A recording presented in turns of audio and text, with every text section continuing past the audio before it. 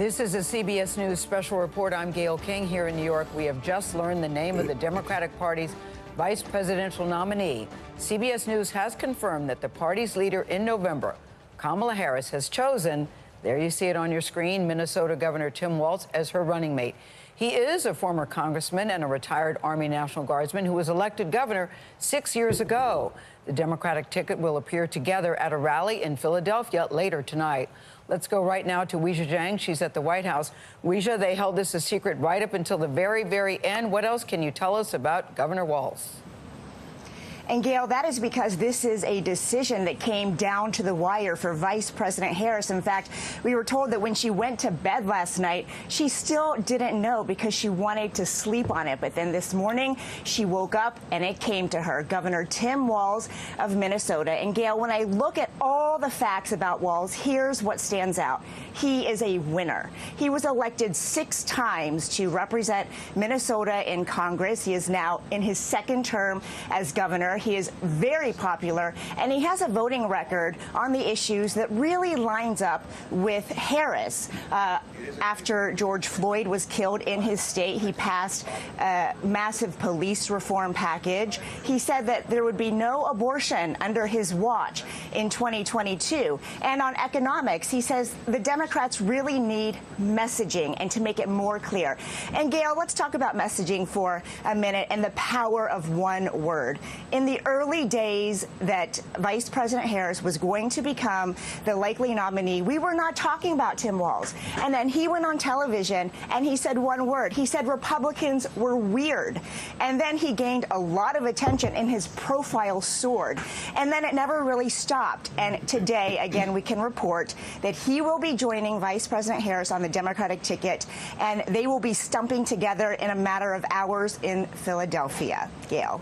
Weijia, you raised a really good point. 2 weeks ago, we were not talking about Tim Walz, but here we are this morning. Thank you. Chief Election and Campaign Correspondent Robert Costas is with us now, along with CBS News contributor, that's Ashley Etienne, former Communications Director for Vice President Harris. Ashley, I want to start with you because we just heard from Weijia that Vice President Kamala Harris waited till the very end, had to sleep on it overnight, and apparently made her decision this morning. What do you think went into her thought process and that she waited right to the bitter end?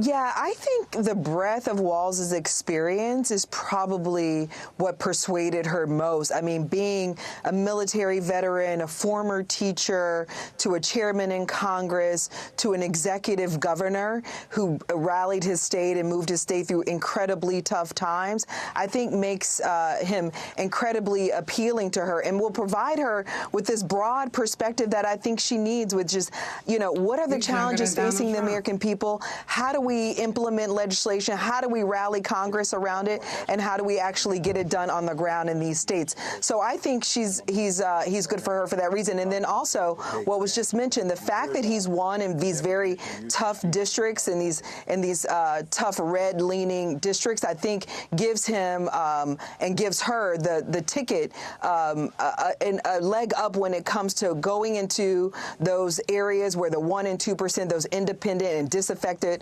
Republicans are. He can speak to them on their level about issues that matter most to them in a way that I think Shapiro and the others could not. And that's going to be value add for her going into this next race when it's going to be decided on the margins. Ashley, we have live pictures outside of Tim Walz's home right now. I wonder if we could show those, because there it is. I wonder what he's thinking at this very moment. And number two, you know Kamala Harris. Do you know if the two of them had a previous friendship or partnership in any way? Well, he's got to be incredibly excited. I was just chatting with the Attorney General in his state, who's very excited, not just for him, but Keith Ellison, who's also excited for the governor. So I can imagine he's overwhelmed with excitement, but I also know him I know him, as you put earlier, to be very scrappy. And so I can imagine he's ready to get in and get dirty and push back in all kinds of ways. I don't know that they had a really good, solid relationship before this process started. but neither did she with Biden, and neither did Obama with Biden. So I don't think that is a really deciding factor. But I will tell you that he's incredibly funny. He's, direct, plain spoken, and I think that'll jive really well with the vice president and her personality. I said running mates. Yeah, I think people like plain speaking without being mean. Thank you very much, Ashley. And we can say Tim Walz, apparently a good neighbor. He's got a very nice lawn. Let's go now to Robert Costa. Because, Robert, people say it doesn't make a ton of electoral sense. What's your take on that and why she picked Governor Walz? Good to be with you, Gail. In the eyes of many top Democrats close to Vice President Harris, it might not make sense electorally when you're just speaking about a map.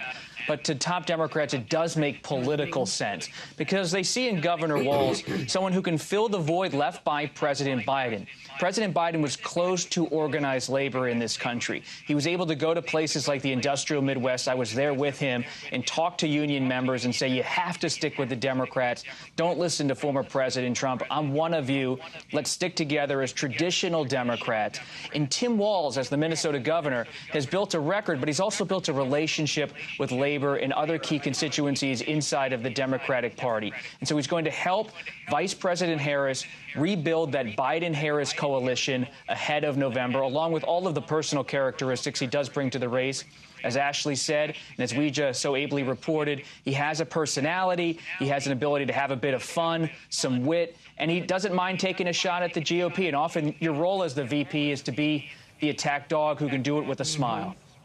All right, stand by, Bob. Thank you. Chief White House correspondent Nancy Cordes is in Philadelphia, where Harris and Walz, we better get used to that, Harris and Walz will kick off a tour of the battleground states. Nancy, what are you hearing? What can you tell us? Well, one of the things that set Walz apart from all of the other top contenders, Gail, was the fact that he has a variety of different types of leadership experience. Not only is he the chair of the Democratic Governors Association, which is a pretty powerful group, in that capacity, he needs to kind of get all of these strong personalities pointed in the same direction. So he's got deep relationships with other governors. He's going to need that over the next few months. But he's also the only person on that list of 5 or 6 finalists who had both executive leadership experience and legislative leadership experience. He, of course, has been the governor of Minnesota for 6 years now, but before that, he was a member of Congress for 6 terms. He sat on the Armed Services Committee. He sat on Veterans Affairs. So he knows how Congress works. And you could really make the case, Gail, that part of the reason that Biden was able to achieve so many things on his to-do list in his first term was because he had that kind of deep legislative experience. He knew how the levers of power in Congress work. And you can make the case now that Harris, who served less than 1 Senate term in Congress before she became vice president, can really use someone who has 12 years of experience on Capitol Hill. But it's also interesting, too, though, Nancy, because he was considered a dark horse. I think that's what's fascinating to many people. It seemed to have boiled down to, if you believe what you were hearing in the media, that it would boil down to Josh Shapiro and Mark Kelly. And then lately, over the last week or so, we started hearing the name more and more about Tim Walz. What do you make of that, how he appeared to some to come out of nowhere, and it's like running a race, and all of a sudden he's ahead of the pack? What I make of it is that all of these people were, having to go from a standing start. And remember, a few weeks ago, we weren't even thinking about any of these people being a running mate because we thought that Kamala Harris was going to be the running mate to President Biden. Suddenly, when that all changed, yes, Pete Buttigieg, probably better known to a national audience. Josh Shapiro, somebody who has been talked about a lot as a person with presidential ambitions. They had the early edge because people knew about them. But Walz proved over the course of a couple of weeks that he had really great communication ability. He had a way of making the case that some of the other top contenders didn't, and that could come in handy, not in necessarily Minnesota, where Democrats haven't lost a presidential race since 1972, but in other Midwestern states, certainly like Wisconsin and Michigan, which are big battleground states this year. I'm telling you, there seems to be there's something appealing about a guy for people who say it's comfortable talking in a T-shirt and a baseball cap as he is talking in a suit, as he is talking in a tuxedo. I know we got to go, but can we go back to Bob Costas for just a second? Because, Bob, do you think that this was an attempt to satisfy the more liberal wing of the party? What are your thoughts on that?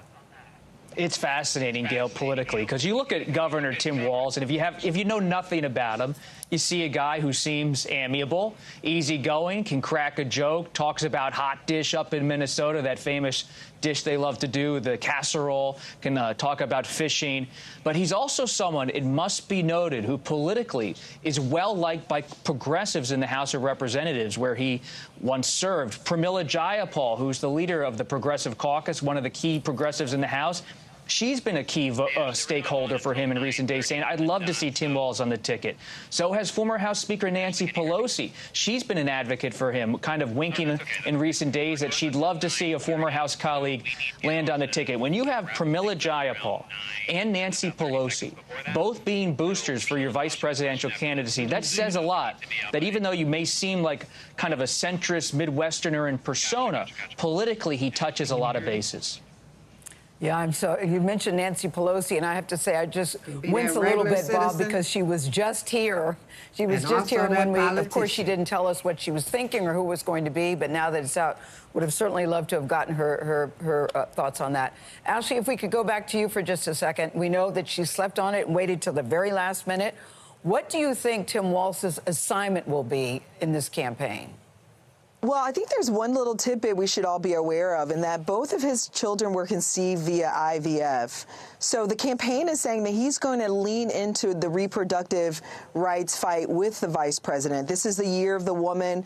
This is an advantage that she has over Donald Trump, and he's going to be an active player leaning into this issue as well. And so to have a man with this level of conviction and his personal story lean in on this issue is going to be interesting to see on the campaign trail. But they think that he'll be an asset when it comes to conveying that message to women, the threat that Donald Trump and Vance pose to their reproductive rights and other rights. When you joined us on the broadcast earlier, you said that this was going to be a very personal feeling for Kamala Harris. This is someone you know well. So if you could just take us behind the curtain a little bit. Personal feelings, how? What do you think that it really, when she went to bed last night and she woke up this morning, what do you think her first thought was when she said, Tim Walz is the guy for me? I think it is two things. The one, that he's proven that he can win tough races. And secondly, he's got a deep compassion and conviction for the American people and the plight of the American people. And he's seen it on every end of the political, in every end of the political realm and field. So I think those were the things that probably took her over the edge. All right. Well, Ashley, thank you very much. Thank you, Bob. All right, thank you. Thank you, Nancy Cordes. Democrats will soon have a presidential ticket 13 days before their convention in Chicago and 13 weeks before the presidential election. So to recap what you've just heard, Tim Walz has been in office for 5.5 years. He's a current chairman of the Democratic Governors Association. He was also in office during the crisis that followed the murder by police of George Floyd. And he will be the Democratic nominee for vice president, running alongside Kamala Harris. We've been waiting for the last 48 hours about who it was going to be. Now we know. Get used to it, people. Harris, Walz is the ticket. Our campaign coverage will continue on our streaming network with Vlad, CBS News 24/7 on your local news. And tonight on the CBS Evening News. Many of you will now return to your favorite morning show, CBS Mornings. This has been a CBS News Special Report. I'm Gayle King, CBS News here in New York.